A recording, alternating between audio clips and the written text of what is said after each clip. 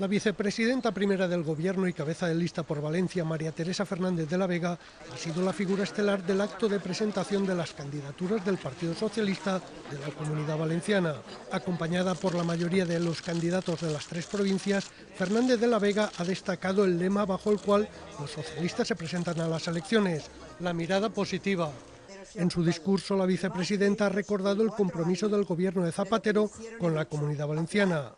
Con el Gobierno del PSOE se ha triplicado la inversión respecto a la media anual en la etapa del Gobierno del PP.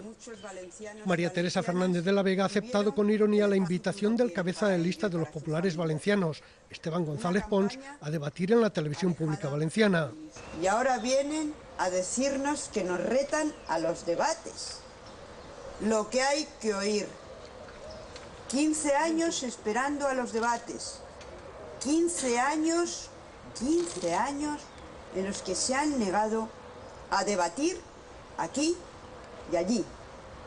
15 años en los que han ignorado el derecho de los ciudadanos a ser informados. Y ahora vienen a decir que no queremos debatir. En fin.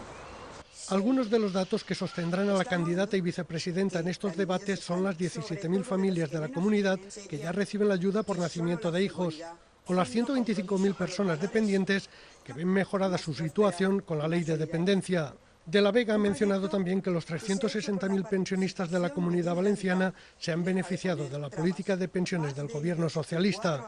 También ha confirmado que el AVE llegará en 2010. En su intervención, la cabeza de lista del PSOE al Congreso por Valencia ha retado a los populares a dar explicaciones en el tema del agua.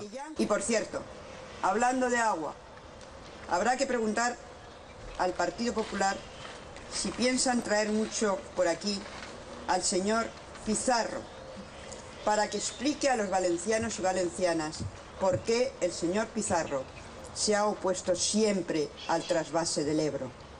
El acto ha tenido lugar en el Jardín Botánico de la Universidad de Valencia y ha servido para constatar la buena sintonía de los candidatos de todas las listas socialistas de la comunidad.